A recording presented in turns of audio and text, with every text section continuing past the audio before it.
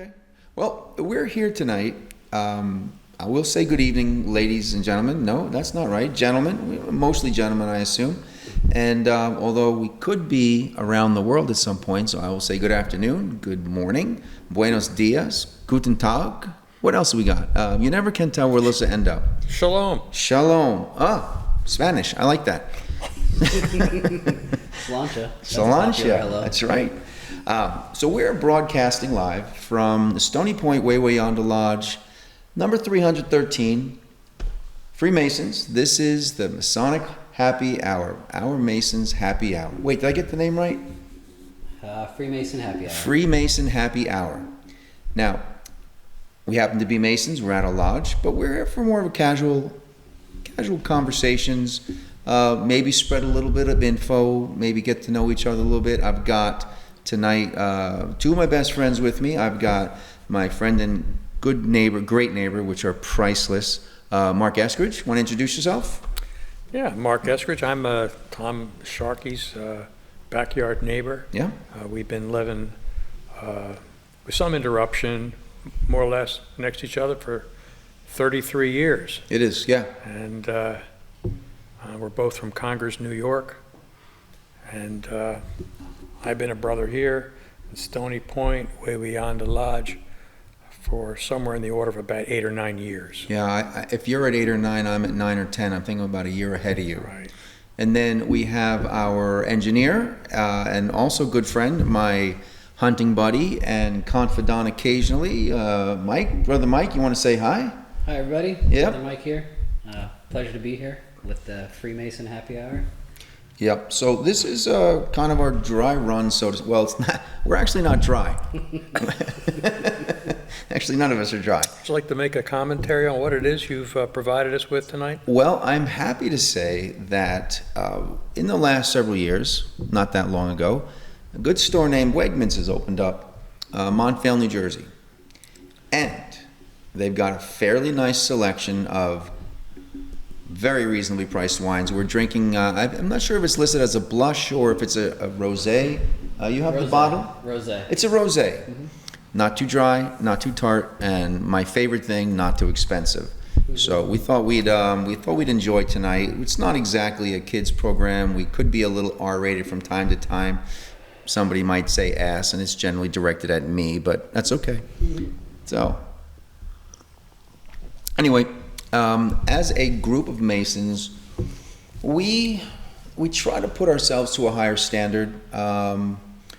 I know in the past, oh, by the way, I am the worshipful master of the lodge. This is my year. And we've had some difficulties with COVID in the past. Brother Mark had been our worshipful master, I believe it was 3 years ago. That's right. And then he shared some responsibilities with our then last master. COVID made things difficult, but I got to tell you, back. So We're back. Anyway, you were talking about Brother Bob and during his sojourn as worshipful master during COVID. We are the only lodge in the district that actually did not go dark, and we remained open throughout by the use of Zoom technology. The handful of us would meet here yeah. every 2 weeks. As soon as Grand Lodge said we could start gathering again, but we had such a small group that we were able to keep way more than 6 feet amongst, between our members. I remember meetings, it was just the 5 of us. Yeah. Yep.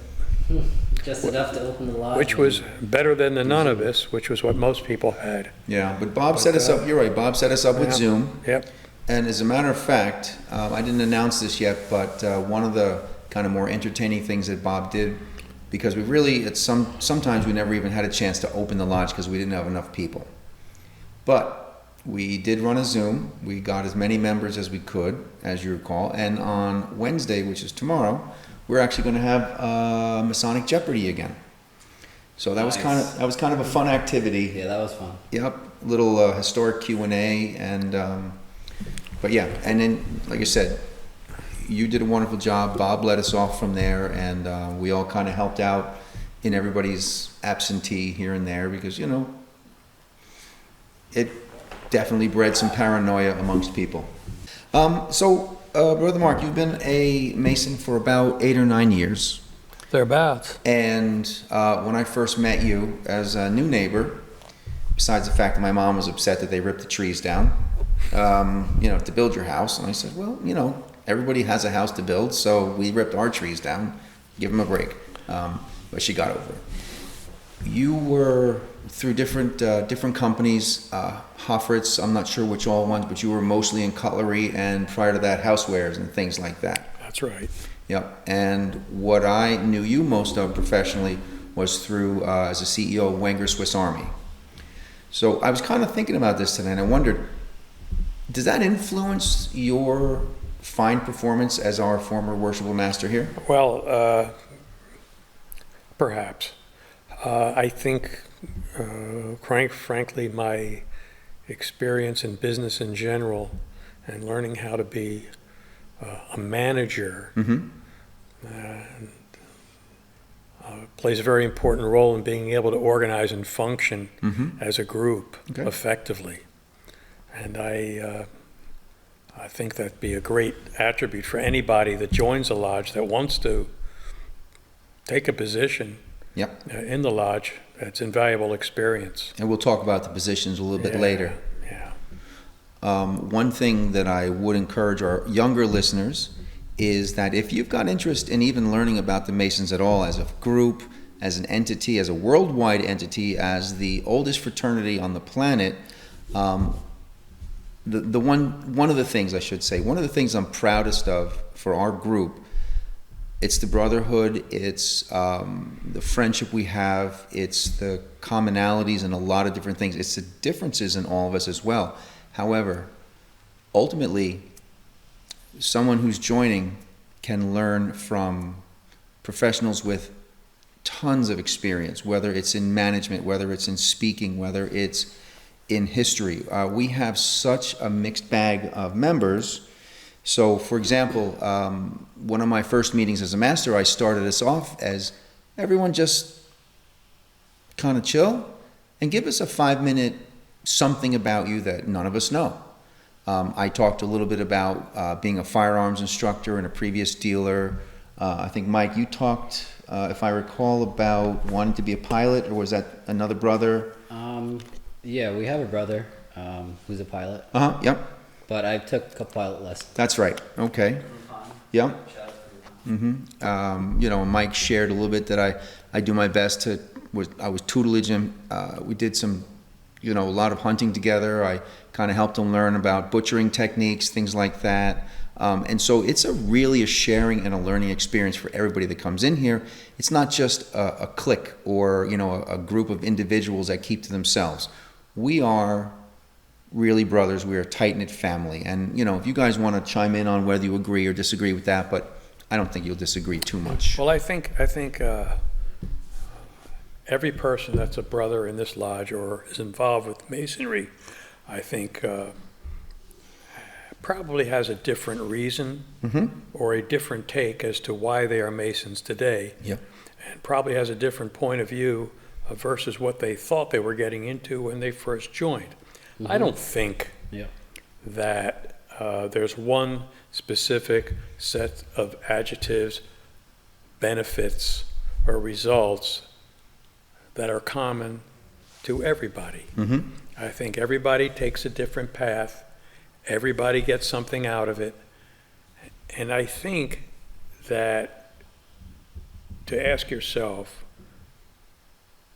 like the talking heads would say, how did I get here? I think everybody has a different set of answers and probably winds up at a place somewhere a little bit different from where they thought they were going. So we have a saying here that Masonry builds better men. But the truth is, Masonry doesn't build you, you build yourself.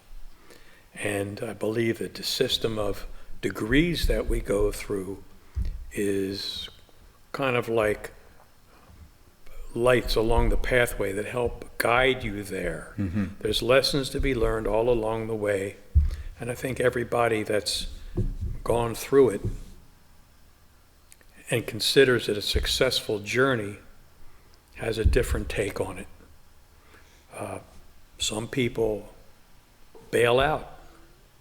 It's not for everybody. And it's like every other group, isn't it? It doesn't work for everybody. Mm-hmm. But for the majority that succeed in their objective, Personal.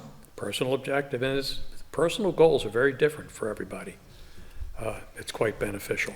Yep. So I tell you about myself that I had no knowledge, no idea of Masons. But as a boy, driving through Pearl River in my parents' car, there was a sign in front of the lodge that's there, which is the Athelstane Lodge, and it said, free and accepted Masons. And so I thought to myself, well, they build houses. Who wouldn't accept the Mason? You know, I had no idea what a Mason was. And then years later, at Brother Murray's house and sitting with Brother Blanky, they were talking about their activities in Masonry, and we're going here, or we're doing that, or we're helping someone, we're raising funds for a charity, whatever the case may be. And it made me kind of say, Masons, I remember that, but I don't know what that is. And so, I kind of got to learn from two older gentlemen, and I also got to learn that it wasn't just an old man's group. And even, to this day, I'm thankful to them, and I tell them once in a while when I still see them, every other week that we're together. Because I really appreciate that I was in the right place at the right time. And for you, my friend, I remember, because I spoke about Masonry with you, and you're like, hey, I'd be interested in that. Why don't you expand on that a little bit for me? Well, okay, it's a good place to come in. Yeah. I happen to be a third-generation Mason, but my grandfather and father were both masters and subsequently past masters in St. John's Lodge in Baltimore, Maryland, back in the 1950s and early 1960s. And I knew they were very much involved in the activities of the lodge. And I kind of remember my father getting dressed up in a tuxedo, my mom in a formal gown, and I'd say, like, where are you going? I said, well, tonight's your dad's installation. I said, well, what's that? I said, well, he's going to be made master of the lodge. And pretty much that was it. You got to remember, at that time, I might have only been 8 or 9 years old, so nothing really, sank in. So, and you get on with your life. I got busy with my education and whatnot and going off to college, and unfortunately lost my father. He lost his life at a fairly young age. So never really had a chance to sit down and get into it, but and my path to Masonry, again, to complete the circle, came back around again, talking to Brother Tom when he brought it up as to his own experience. I said, well, maybe it's time that I find out more about this, because I'm at an age when I have the time maybe to do it justice. I mean, I think one of the biggest considerations along the way is having the time to give any endeavor its proper due. And that's the biggest challenge, I must say, for most of the younger brothers in the lodge. But it doesn't mean it's impossible. It just means that perhaps you can't be quite as involved as you would like. But eventually, there's time for everything. Yeah. So that was my path, is how I got here. Mm-hmm. Yeah. So. You were probably standing there as an 8-year-old with looking at your mom in her gown and your dad in his tuxedo, thinking, it's about time they're getting married. Yeah. So that's a great story, honestly, and I'm sorry for the loss of your dad at a young age, but it left an impression on you, and here we are today. I will tell you, as a friend, as a neighbor, as a master of the lodge and a former officer in all the seats in the lodge, that you were always are always a dependable officer in the lodge. Currently, Mark is my chaplain, although I refer to him as my consigliere because he keeps me on the straight and narrow and whispers in my ear once in a while, like, dude, you messed that up. Okay, thanks. And so he's my go-to, and he's got definitely a better head on his shoulders. And so I had asked you before about your business experience and whether it led you to be a better Mason or if you thought it might have helped along the way. I can tell you from my own experience, for example, just sitting here out of the blue, we did this on a whim tonight, bang, here we are. As a salesman, I've been in medical sales of some sort or another for now almost 34 years. And you know what? We always call it the elevator sale. Can you make that sale in 5 floors before your potential client gets off the elevator? And so can you get your shit together on the spot and make it quick? And you know what? That's helped me at the pulpit, at the East. Mm-hmm. I think you'll agree. You know what? I don't have to have a script. We do have a script, of course, to follow, but when we kind of go off script a little bit, it's sort of fun. Mm-hmm. And that's kind of how it goes for me in my sales life. You can't just sit there and be a walking encyclopedia of everything. You can't sit there and read every line, dear sir and or madam, thank you for seeing. No, it doesn't work that way. Life doesn't work that way. Here, it doesn't work that way. So I make a mistake. He might remind me. We have a couple of chuckles about it. But you know what? We all do pretty well together. And that's what I said before. As a brotherhood, we all get along pretty darn well. How about you? I wish we could get the camera on Engineer Mike because he's looking over there exuberant, full of charm and ready for a fresh beer. How did you actually get your path to Masonry? What led you there? What brought you around? What made you decide to join? What were you looking for? Great question.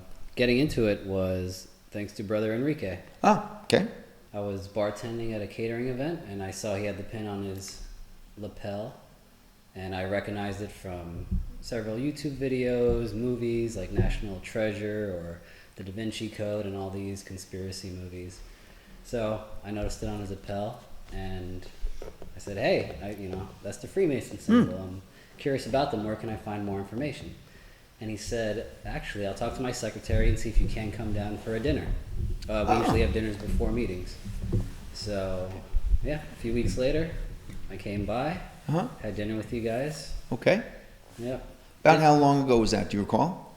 5 years now. Oh, all right. Yeah. That's great. So you're due for a pin.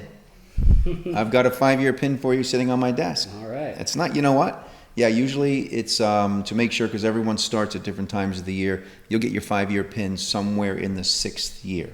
Wow. So, and I just had this conversation with our brother secretary last week, and we're going to have a pin ceremony for everybody. It's nice for the recognition. I got my 5-year pin. I'm like, wait a minute. Wait, I could be closer to 6. Oh, it's okay. I get it. So, yeah, and you've got your 5-year pin. I should be pretty close for a 10. And those can also be open lodge, right? I think I remember one. That's up to the master that wants to make the decision. I remember we to have it invited open lodge or wives not. and girlfriends and Yep. other people to attend. Yep. Yeah, we haven't. Depends on the year. Okay. And that's up to the something master. To keep in mind. But we certainly can, and that's kind of nice. And I got to tell you, that open lodge, which means we don't have to adhere to certain ceremonial requirements of the Masonic Lodge of New York State, which pretty much every state has their set of rules and guides. But open lodge means that not only can you invite a girlfriend or a wife, or whatever works for you, but it also means you can bring a friend who might be interested in looking at what the Masons are about. And you get a small glimpse. And we did that over the summer. Mm-hmm.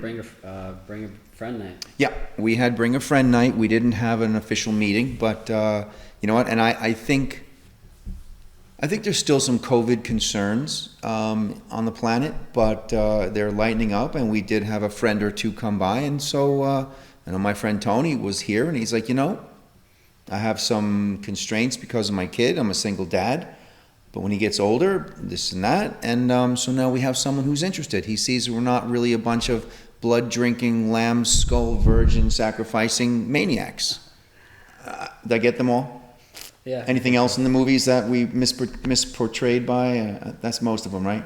I don't know. Well, you forgot the ritual sacrifice. No, he's in the trunk. That's later. Comes up later. Hold on a second. I gotta make a phone call here. Yeah, bartender, I'm dry. I might need a fresher quick. Okay, thanks. Bye. Oh yeah, we need some fresh drinks. Yeah. I got a guy. You got a guy. I got a guy. I'm the guy. You're the guy. You're always the guy as far as I'm concerned. Ah, beautiful. Although it's a self-serve bar, it's not much of a tip for him. This is gonna be satisfying.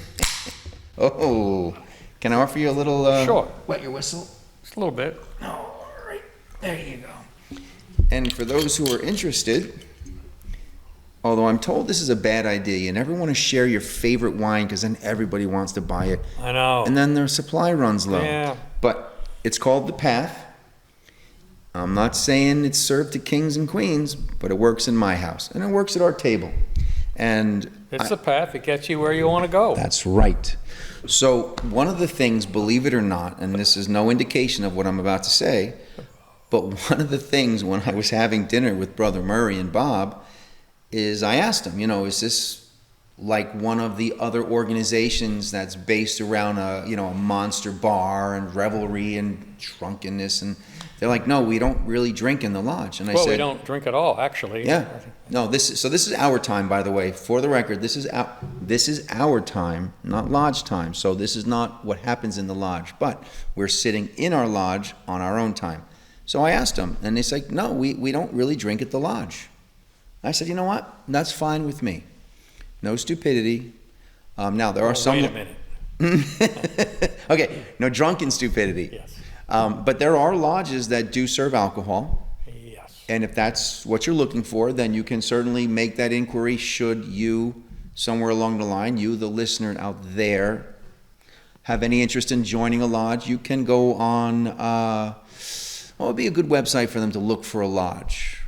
What would you say? NewYorkMasons.org? Or you can, Yeah, I guess you could do a Google search of the Yeah, Masonic Lodge of New York and see what comes up. They should be, there should be a hot link, and you can basically click on that, send in some information, maybe get a return email, and be directed to a local lodge near yourself. You have the opportunity to go and sit, join the brothers, share a meal, see if the chemistry works for you. You can do it a couple of times. Actually, I don't think there's a limit to how many times you can sit and join them. You can't sit through the meetings until you've been inducted into the Brotherhood. However, it would give you an idea of who you're dealing with. Maybe you like them, maybe you don't. Maybe there's somebody in there you don't like, so you can go to another place if you don't particularly want to stay there. But that's always your choice. So, anyway, now, we're here in our what's called the Blue Lodge, right? What other lodges are there available to members? Well- Like yourself, for example. What are you involved in? Well, the Masonic Lodge should be viewed as the hub of a wheel. And beyond that, there are spokes that branch out from this hub. And we refer to them as concordant bodies. So in other words, the end of your road may not be just the Blue Lodge. The Blue Lodge concludes with the third degree, which is the highest degree in Masonry. Theoretically, beyond that, there is nothing higher. However, there are two main branches that people can pursue. One is known as York Rite, the other known as the Scottish Rite branch of Masonic Lodge. Each of them offer further degree levels, in other words, and each degree provides the individual with an additional lesson, basically a lesson about right and wrong, a moralistic lesson, a lesson that you can use around which to frame your life and your point of view. And I find that very useful. Myself, I'm very active in the Scottish Rite. I'm currently thrice potent master of the Lodge of Perfection. Which is the same as the worshipful master here. Correct. Yep. And there, in Scottish Rite, we conclude with the 33rd and final degree, starting with the 4th degree through the 33rd. So each one of those degrees is an additional lesson that will help enrich your knowledge base and help provide you, the individual, with a framework around which to build your life. I use it as a great check on myself, and helps make a decision on everything you do. You have to reflect back and said, is that the right thing to do? And you know, it's odd, but somewhere along the way there was a lesson like that taught in Masonry, and a lot of that is drawn from the Old Testament. But you can say to yourself, yeah, it's the right thing. And I think over time you can use that as a checks and balances to how you conduct your life, both between you and your friends, you and your family, and basically provides a moral backdrop for yourself. And Scottish Rite provides that. They have a great many activities. They are just as active as we are here in this lodge, the Blue Lodge. Very briefly, the other branch is known as York Rite, and has also its series of degrees. And by degree, by the way, you're referring to basically lessons. A degree is a lesson. Moral lessons, somewhat almost even legal lessons. Yep.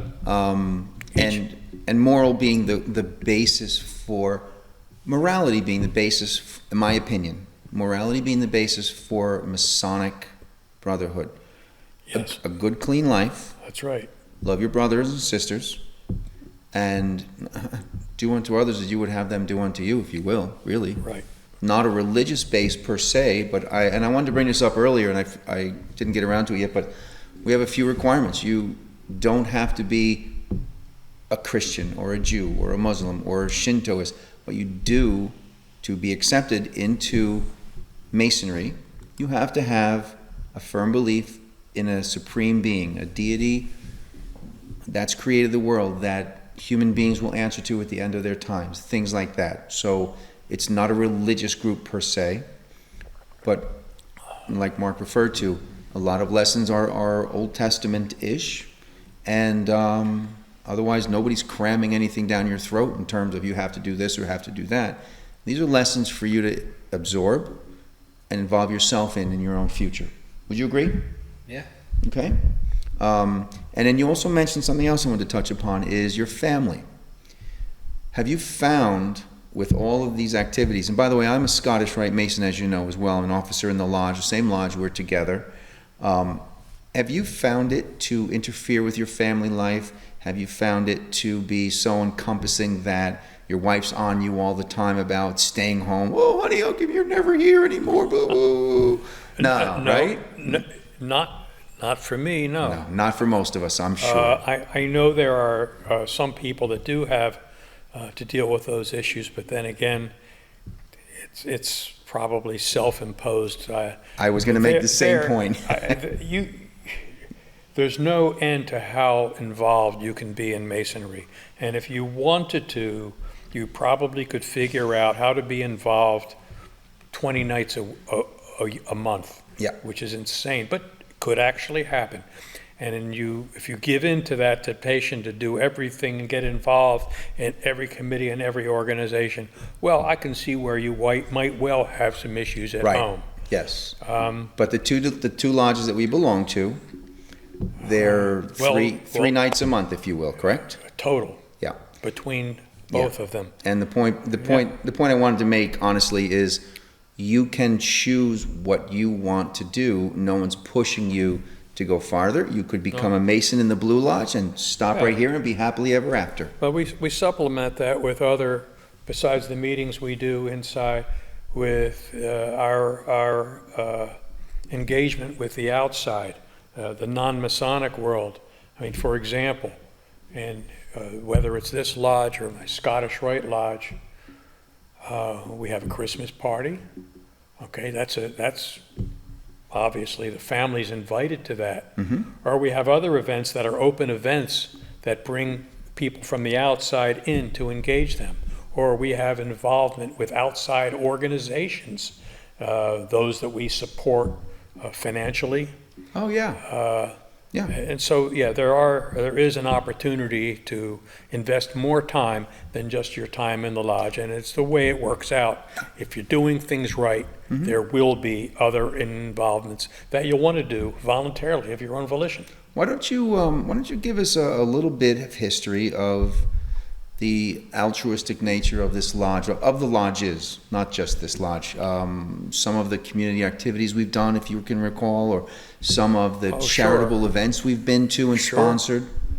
Yeah, well, a decision that we made consciously as a group, thank you, in stereo, was to, rather than being all over the place in terms of our charitable efforts, we decided to focus specifically on what we could do and how we could impact things locally here within our county or the two adjacent counties that we're next to, so that we could have an impact in the local community. Because it's things we're familiar with, right? Yeah, and things that impact us. It works both ways. You know, whether it be scholarships for graduating seniors at the local high schools. Yes. Okay, or food banks that we contribute to, or ASPCA, or it goes on, or local hospice.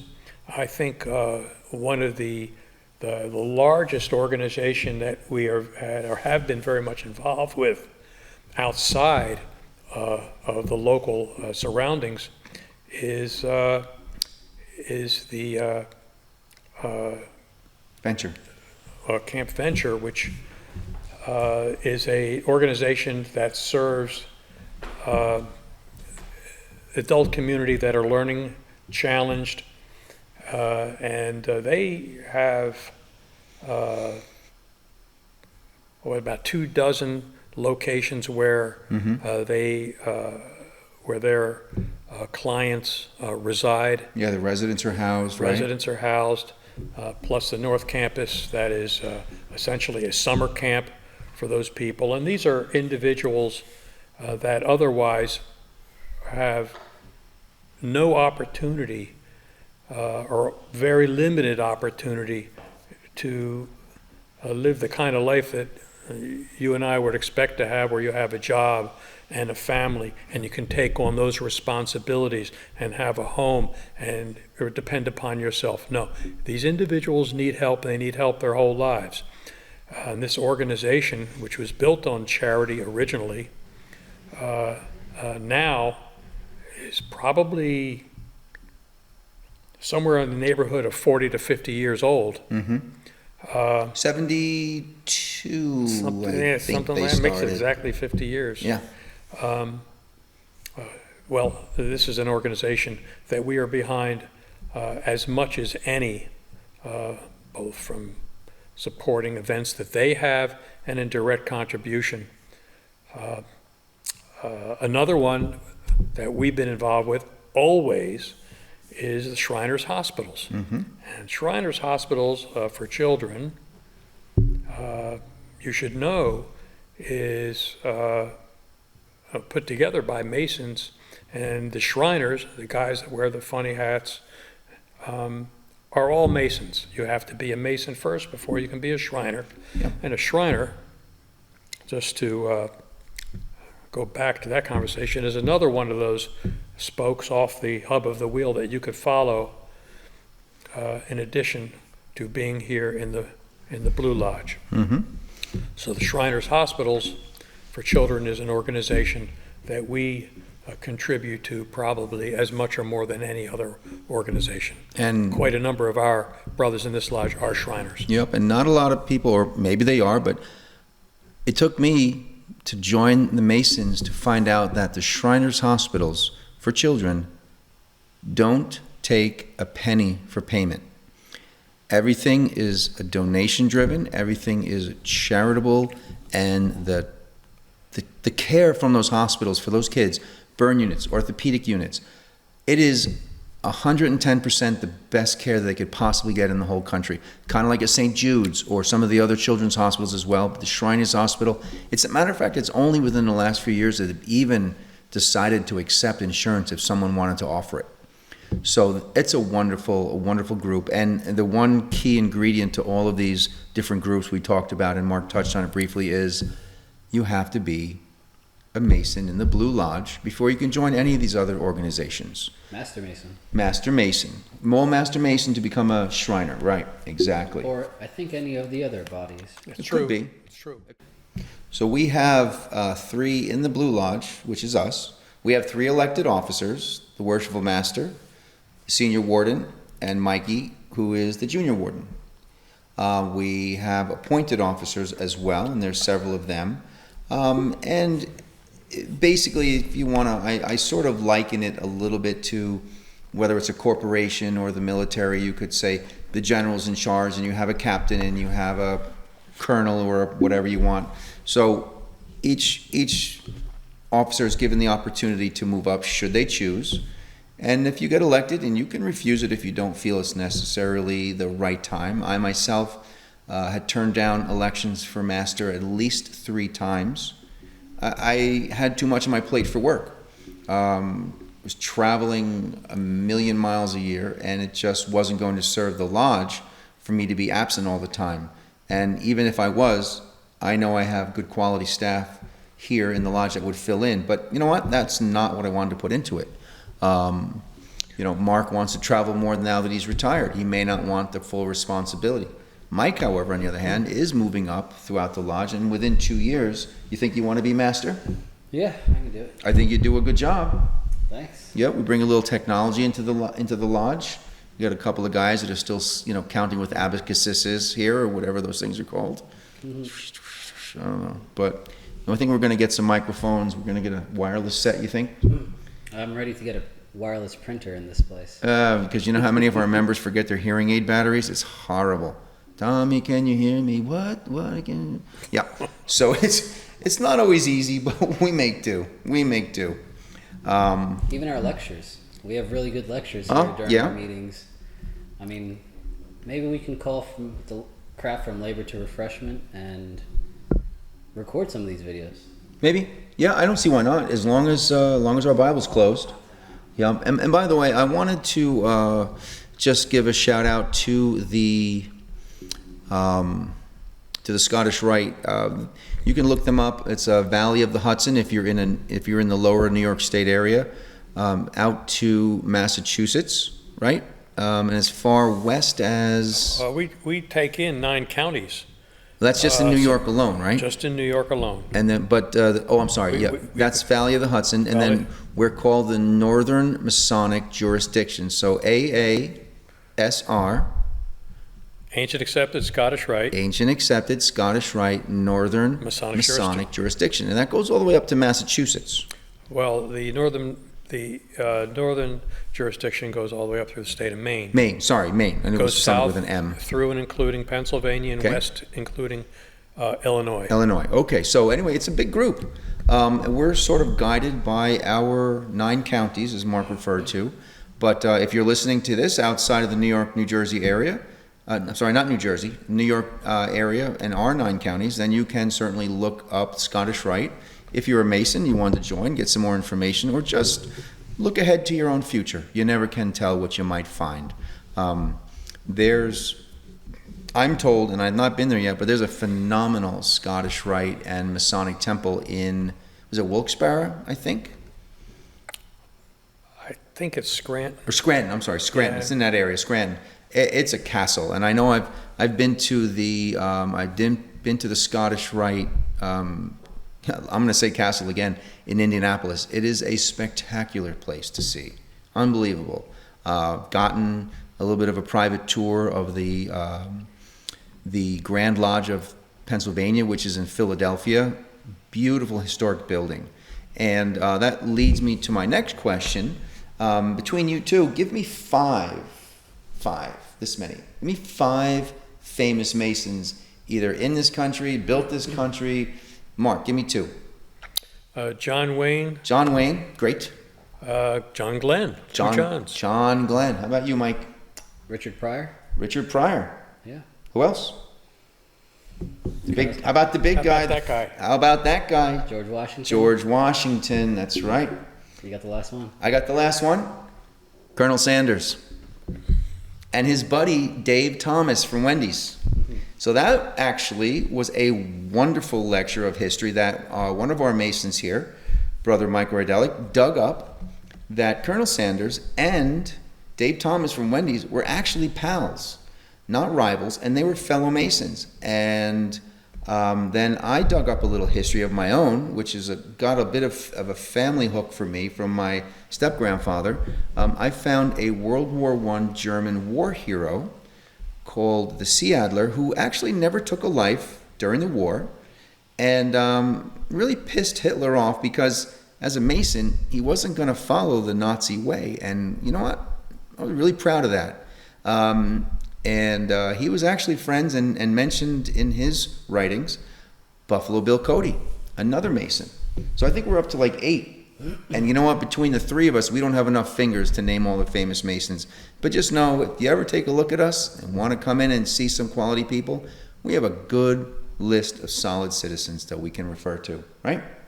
I agree. Yep. So, I don't know, do you guys have any topics you want to bring up before we kind of close this evening off? I'm almost out of wine. I think it's a good start we've had. We can wrap it up. Wrap it up, I'll take it. How's the beer? Is it still cold for you? Yeah, great. You know, I love you, man. That's why I brought those for you. Thanks. All right. And well, I hope we look good on film. I heard it adds 20 pounds, which beer does too. So now I'm up to 40. Crap.